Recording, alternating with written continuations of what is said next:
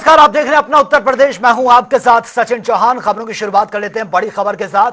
और फिलहाल लखनऊ से यह बड़ी खबर सामने आ रही है। कांग्रेस पार्टी विधानसभा घेराव में एक कांग्रेस कार्यकर्ता की प्रदर्शन के दौरान मौत की खबर सामने आ रही है। आपको बता दें कि कांग्रेस के तमाम कार्यकर्ता प्रदर्शन कर रहे हैं, लेकिन इस बीच खबर यह भी सामने आ रही है कि प्रदर्शन के दौरान कांग्रेस के कार्यकर्ता की मौत हो गई है। चोट लगने से कांग्रेस कार्यकर्ता की मौत हुई है। प्रदर्शन में शामिल होने गोरखपुर से ये पहुंचा था कार्यकर्ता, और घटना के बाद से कांग्रेस कार्यकर्ता में भारी आक्रोश देखने को मिल रहा है। फिलहाल शव को पोस्टमार्टम के लिए भेज दिया है। पुलिस मौके पर पहुंची है। सिविल अस्पताल घटना के बाद सिविल अस्पताल पहुंचे हैं डिप्टी सीएम ब्रजेश पाठक। तो कांग्रेस लगातार प्रदर्शन कर रही है, कांग्रेस के तमाम कार्यकर्ता प्रदर्शन कर रहे हैं, लेकिन इस बीच ये खबर भी निकलकर सामने आ रही है कि कांग्रेस के कार्यकर्ता की प्रदर्शन के दौरान मौत की खबर सामने आ रही है। फिलहाल शव को पोस्टमार्टम के लिए भिजवा दिया गया है। घटना के बाद सिविल हॉस्पिटल पहुंचे हैं डिप्टी सीएम ब्रजेश पाठक। कांग्रेस के तमाम कार्यकर्ता विरोध प्रदर्शन कर रहे थे, लेकिन इस बीच एक कार्यकर्ता की चोट लगने से मौत हो गई। प्रदर्शन के दौरान यह हादसा हुआ जिसमें एक कार्यकर्ता की मौत की खबर सामने आ रही है, और इस घटना के बाद से कांग्रेस कार्यकर्ताओं में और भी ज्यादा गुस्सा है। लगातार कांग्रेस के तमाम कार्यकर्ता प्रदर्शन कर रहे हैं, आक्रोश जता रहे हैं, और सरकार के खिलाफ यह प्रदर्शन किया जा रहा है। और इस घटना के बाद से और भी ज्यादा यह आक्रोश बढ़ता जा रहा है कांग्रेस का कार्यकर्ता यह बताया जा रहा है जो प्रदर्शन करने के लिए यहां पर पहुंचा था, और प्रदर्शन के दौरान उसको चोट लगी, तुरंत अस्पताल में एडमिट किया गया जहां पर उसको नहीं बचाया जा सका। और फिलहाल इसके बाद से कांग्रेस के तमाम कार्यकर्ताओं में जो गुस्सा है वो साफ तौर पर नजर आ रहा है। दिनांक 18 दिसंबर 2024 को समय लगभग शाम 5 बजे एक व्यक्ति प्रभात पांडे पुत्र दीपक पांडे उम्र लगभग 28 वर्ष जो कि गोरखपुर के निवासी हैं, उनको कांग्रेस कार्यालय परिसर से बेहोशी की हालत में सिविल हॉस्पिटल थाना हजरतगंज क्षेत्र में लाया गया, जिनको डॉक्टर्स द्वारा ब्रॉड डेड डिक्लेयर किया गया है। प्रथम दृष्टया डॉक्टर्स के अनुसार कोई भी जाहिरा चोट उनके शरीर पर नहीं पाई गई है। इसके अतिरिक्त वीडियोग्राफी के साथ एक पैनल के माध्यम से उनकी पोस्टमार्टम की कार्रवाई करवाई जाएगी, और तदनुसार अग्रिम विधिक कार्रवाई पुलिस द्वारा हुई है। कांग्रेस पार्टी के कार्यालय में क्या करो वादी कमरे में गिरी हुई मिली थी। उन्होंने मुझे फोन किया कि हमारे भतीजे की तबीयत खराब है, अस्पताल में फोन करिए। तो हमने निदेशक महोदय को कहा, तो डेट उनको लाया गया था। उनका नाम प्रभात पांडे जी है। पूरी तरह से जो आगे की कार्रवाई है, पोस्टमार्टम और उनको घर तक भिजवाने की जिम्मेदारी हमारी है। उस व्यवस्था के निर्देश हमने दे दिए हैं।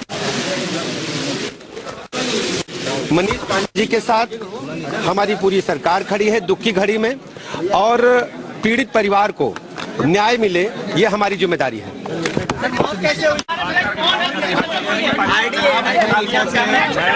आज हम लोग बहुत दुखद घटना में आए हैं। हमारा पूर्व यूथ कांग्रेस का सचिव, हमारे जो हमारे पांडे जी, प्रभात पांडे जी, जो आज उनका देहांत हो गया है प्रदर्शन के दौरान। आज वो पूरी तरीके आज उनकी मृत्यु हुई है। हम लोग आज यहाँ आए हैं, बहुत ही मन दुखी है, और निश्चित तौर से हमारा कार्यकर्ता गया है। हम कांग्रेस के सभी एक एक कार्यकर्ता जो आज यहाँ आए प्रदर्शन में आते, सब लोग दुखी हैं, और उनके परिवार के लोग अधिकारी से मिले, कुछ वजह साफ हो पाएगा? अभी मैं तो समझता हूँ कि पोस्टमार्टम रिपोर्ट अभी होगी, तो उसके बाद सारी चीजें क्लियर हो जाएंगी। प्रथम दृष्टया यही लग रहा है कि वो बेहोश होकर थे, वहां से लोग लेकर यहाँ आए हैं, और यहाँ पे वो यहाँ डॉक्टरों ने उनको मृत घोषित किया है। निश्चित हमारा एक एक कार्यकर्ता गया है, हम पूरी ताकत के साथ उस परिवार के साथ खड़े हैं, उन परिवार के लोगों के साथ खड़े। कहाँ के कार्यकर्ता थे? ये गोरखपुर के रहने वाले थे, और हमारे यूथ कांग्रेस के पूर्व के सचिव रहे लोग। वहाँ आपके मनीष पांडे जी उनके परिवार के चाचा हैं, वो बैठे हैं अंदर, मैं उनके साथ बैठा हूँ, और निश्चित परिवार दुखी है। हम सब कांग्रेस के सारे कार्यकर्ता दुखी हैं कि आज हमारा एक मजबूत कार्यकर्ता, मजबूत सिपाही आज हमको छोड़कर चला गया। हम पूरी पार्टी उन परिवार के साथ खड़ी है। वो जो निश्चित तौर से जो आज घटना घटी है बहुत ही दुखद है।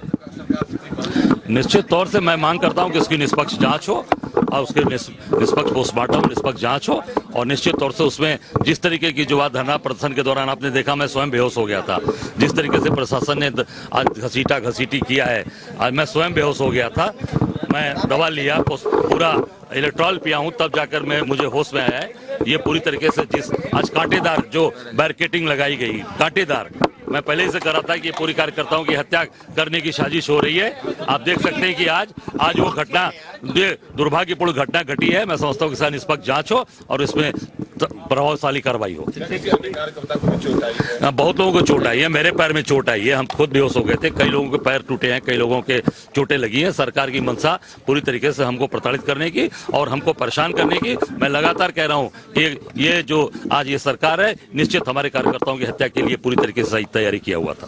कांग्रेस के जोरदार प्रदर्शन में आज पुलिस को काफी मशक्कत करनी पड़ी, लेकिन इस प्रदर्शन के दौरान कांग्रेस के एक कार्यकर्ता की मौत ने सबको हिला दिया है। हम खड़े हैं सिविल अस्पताल पर, जहां पर उस युवक की मौत हुई है। गोरखपुर का रहने वाला ये निवासी बताया जा रहा है और प्रभात पांडे नाम था इसका, और पूर्व प्रदेश सचिव यूथ कांग्रेस का ये कैंडिडेट था। सबसे बड़ी बात यह है कि बताया जा रहा है कि कांग्रेस के गेट पर जब प्रदर्शन चल रहा था उस समय इनकी इस युवक की मौत हुई। दीपक सिंह जी हैं, पूर्व एमएलसी। सर, एक युवक की मौत हो गई है। देखिए, हमारी पार्टी का नेता है, पुराना एनएसवाई से अब तक रहा है। उसके बहुत सारे अभी फुटेज भी मिले हैं, वीडियो मिले हैं कार्यक्रम में। समीर, अपनी खुद हम लोग भी मंगा रहे हैं, पीसीसी से लेके सीसीटीवी तक देख रहे हैं, उसके बाद आगे बात करते हैं। पुलिस पे कोई आरोप है कि पुलिस की? पहले हम पूरा देखते हैं वीडियो फुटेज, तब बात करेंगे इस पर। देखिए, दीपक सिंह हैं, पूर्व एमएलसी हैं कांग्रेस के, और इनका कहना है कि अभी फिलहाल यहाँ पर जांच होना है कि ये पुलिस की बर्बरता का शिकार हुआ है या किसी हादसे का शिकार हुआ है। कुछ देर पहले यहाँ पर डिप्टी सीएम ब्रजेश पाठक भी आए थे और कांग्रेस के प्रदेश अध्यक्ष अजय राय फिलहाल अभी अंदर मौजूद हैं, और डिप्टी सीएम ब्रजेश पाठक ने भी कहा है, बयान दिया है कि अगर जांच में कोई दोषी पाया जाता है पुलिसकर्मी तो उसके खिलाफ कार्रवाई की जाएगी। फिलहाल इस मौत ने पूरे कांग्रेस जो पार्टी है उसके लिए एक जरूर ये एक दुखदायी खबर है, क्योंकि पूरा ये जो कांग्रेस परिवार है वो यहाँ पर नजर आ रहा है। कई बड़े नेता आज इस प्रदर्शन में शामिल होने लखनऊ भी आए थे, और आज जो युवक है वो पूर्व प्रदेश सचिव बताया जा रहा है यूथ कांग्रेस का, जिसकी मौत हुई है। लेकिन इस सिविल अस्पताल में बताया जा रहा है कि अभी वो उसका शव यहीं पर मौजूद है, और नेताओं का जो तांता है वो लगा हुआ है। लगातार जो बड़े नेता हैं वो भी यहाँ पर आ रहे हैं, और जो जिस तरह से कहा जा रहा था कि आज सुबह से ही कांग्रेस के नेता बयान दे रहे थे कि पुलिस ने कांग्रेस कार्यकर्ताओं को रोकने के लिए कई जगह बैरिकेड्स लगाए, कई जगहों पर उन्होंने कांटे लगा रखे थे। उसके अलावा जो नुकीले वहाँ पर तार थे वो लगे हुए थे, और कई जगहों पर सरिया भी नुकीली लगी हुई थी, जिससे यूथ कांग्रेस के कार्यकर्ताओं को चोट भी लगी है। पुलिस की बर्बरता के भी आरोप लगे हैं कि पुलिस ने लाठीचार्ज भी किया है, उनकी चोटें भी आई हैं।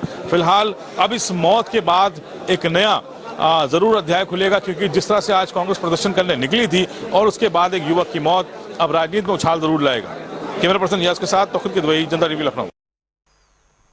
चलिए आगे बढ़ते हैं। लखनऊ विधानसभा का आज तीसरा दिन है, जहां पर पक्ष और विपक्ष के बीच कई सवाल जवाब हुए हैं। उप मुख्यमंत्री ब्रजेश पाठक ने सदन को संबोधित करते हुए स्वास्थ्य विभाग को लेकर कहा कि प्रदेश की स्वास्थ्य व्यवस्थाएं बेहतर हैं।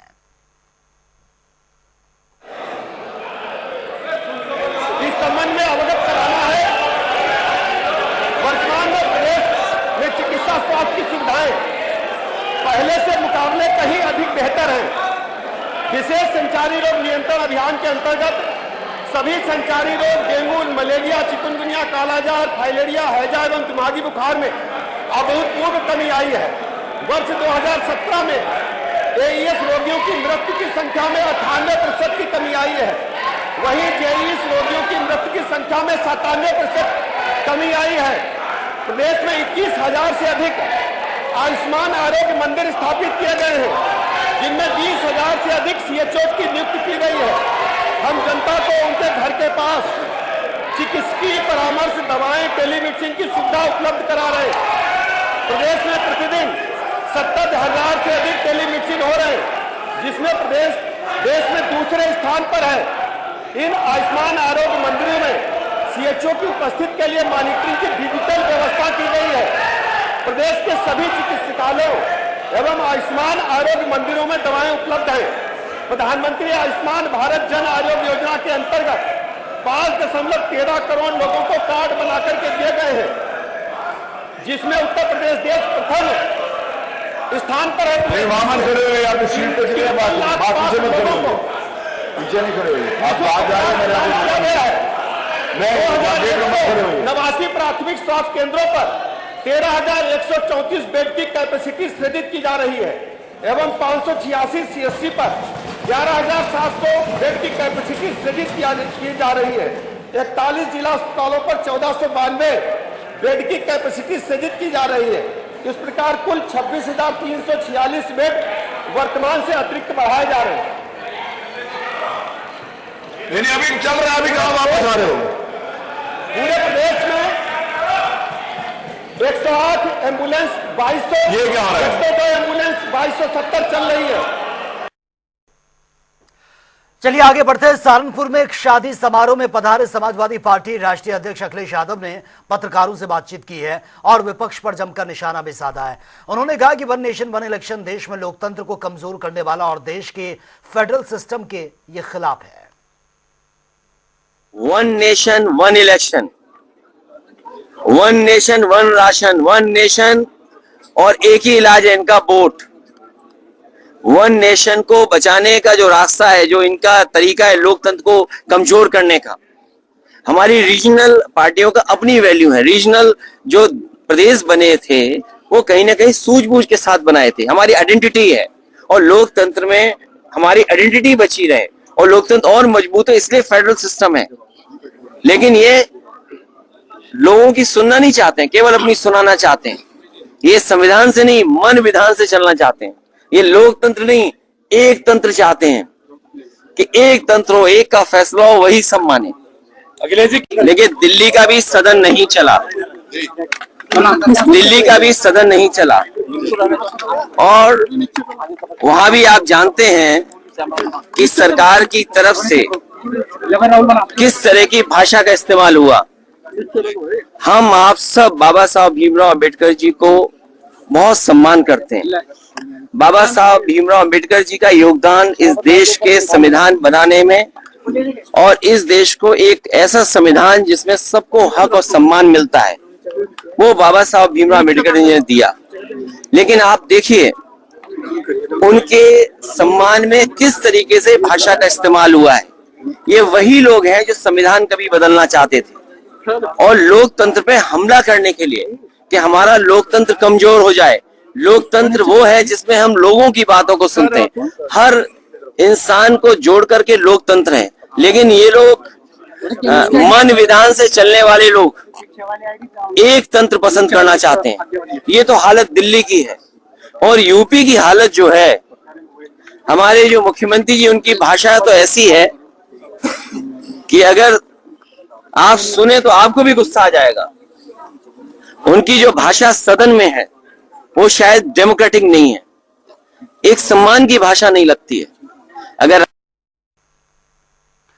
और प्रदेश में आगामी महाकुंभ को लेकर सरकार जोरों से इस वक्त तैयारी में जुटी है। प्रयागराज में स्थित प्राचीन नाग वासुकी मंदिर की सजावट को देखकर हर कोई हैरान है। बात करें इस मंदिर की तो इस मंदिर में नागों के राजा यानी कि वासुकी नाग विराजमान हैं। पौराणिक मान्यता के अनुसार जब तक नाग वासुकी मंदिर का श्रद्धालु दर्शन नहीं करते तब तक उनकी मनोकामनाएं पूरी नहीं मानी जाती।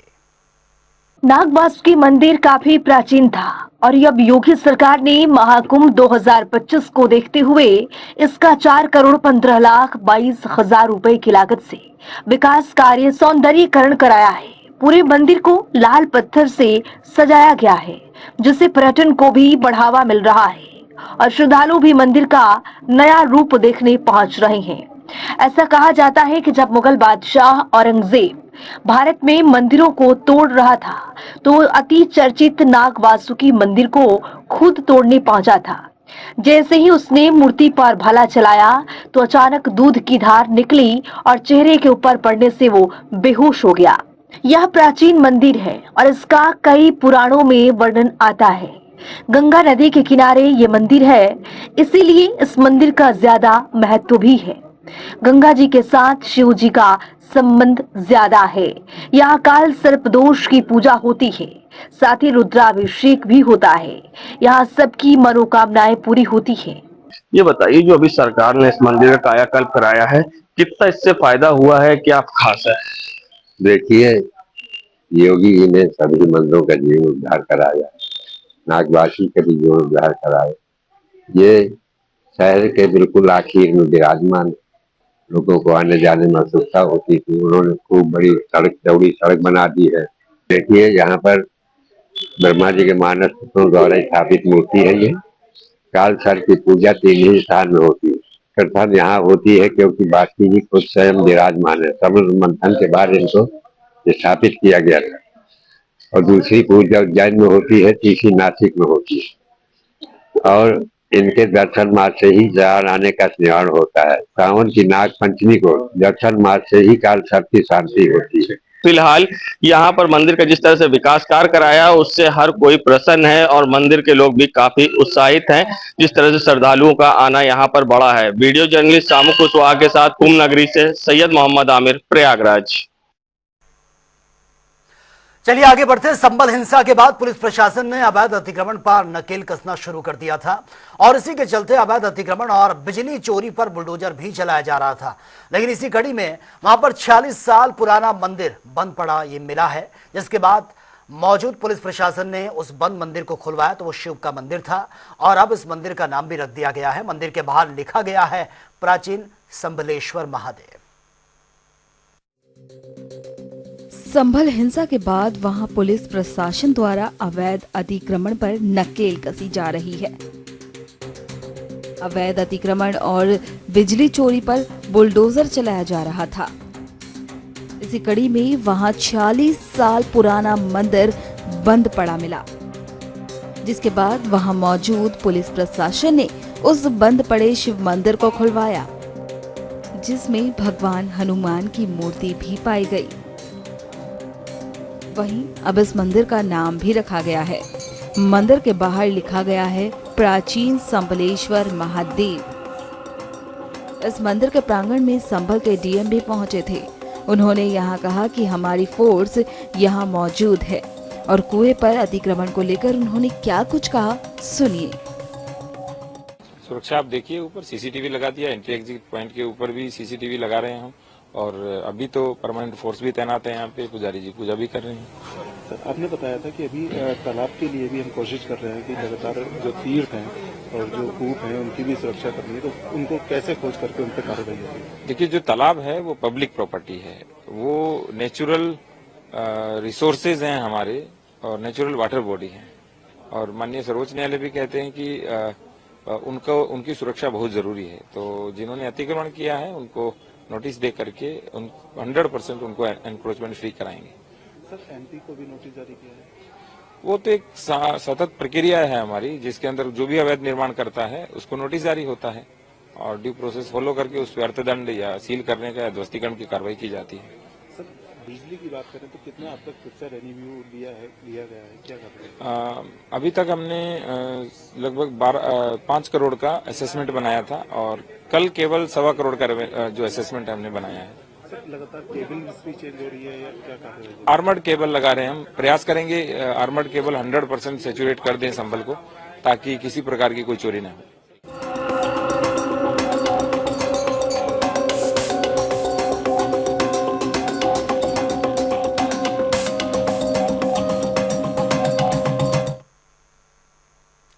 तो फिलहाल इस बुलेटिन में मेरे साथ इतना ही, लेकिन तमाम खबरों के लिए आप बने रहिए जनता टीवी के साथ। नमस्कार।